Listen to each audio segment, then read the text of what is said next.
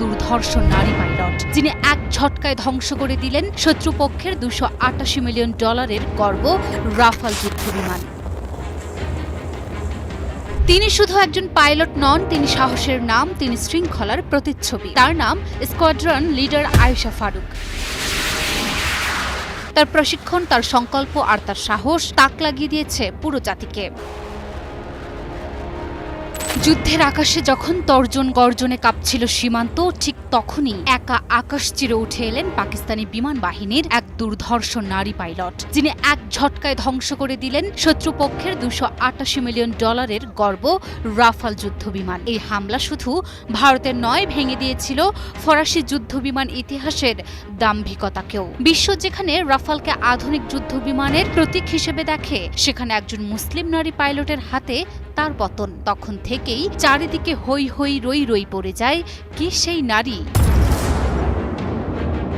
তিনি শুধু একজন পাইলট নন, তিনি সাহসের নাম, তিনি শৃঙ্খলার প্রতিচ্ছবি, তিনি অসম্ভবকে সম্ভব করার প্রতীক। তার নাম স্কোয়াড্রন লিডার আয়েশা ফারুক। পাকিস্তান এয়ারফোর্সের ইতিহাসে প্রথম যুদ্ধপ্রস্তুত নারী ফাইটার পাইলট। শত্রু রাফাল যুদ্ধবিমান ধ্বংস করে দেশের আকাশরানী হিসেবে আত্মপ্রকাশ করেন তিনি। পাকিস্তানের প্রথম সারির ট্রেনিং পাওয়া এই নারী পাইলটের মিশন ছিল অসম্ভবকে সম্ভব করা, এবং ঠিক তাই তিনি করলেন। বিবিসি, নিউ ইয়র্ক টাইমস থেকে শুরু করে খোদ রাফাল কর্মকর্তাও স্বীকার করেছেন রাফাল ভূপাতিত হয়েছে, এবং আয়েশাই সেই পাইলট।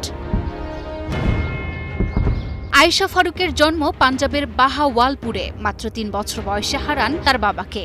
এক রক্ষণশীল সমাজে যেখানে মেয়েদের স্বপ্ন মানেই আপোষ, সেই সমাজে দাঁড়িয়ে আয়েশা ঠিক করেছিলেন তিনি হবেন একজন ফাইটার পাইলট। মা ছিলেন তার সবচেয়ে বড় সমর্থক, কিন্তু আত্মীয়রা তীব্র আপত্তি জানিয়েছিলেন। কিন্তু আয়েশা থামেননি, কারো কথায় দমে যাননি। তিনি ট্রেনিং নেন পাকিস্তান এয়ারফোর্সের সেরা একাডেমিতে। আজ তিনি শুধু পাকিস্তানের নয়, বিশ্বের প্রতিটি নারীর জন্য এক অনুপ্রেরণা।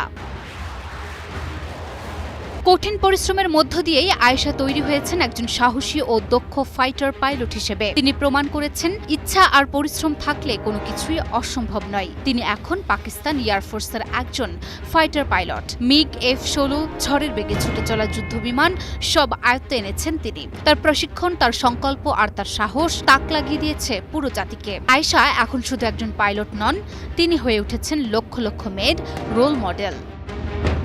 পাকিস্তান বিমান বাহিনীতে গত 10 বছরে 19 জন নারী পাইলট হয়েছেন, যাদের মধ্যে মাত্র 5 জন ফাইটার জেট চালাতে পারেন। কিন্তু আয়েশাই একমাত্র যিনি যুদ্ধের জন্য চূড়ান্তভাবে প্রস্তুত। বর্তমানে পাকিস্তান বিমান বাহিনীতে 316 জন নারী কাজ করছেন, যেখানে 5 বছর আগে এই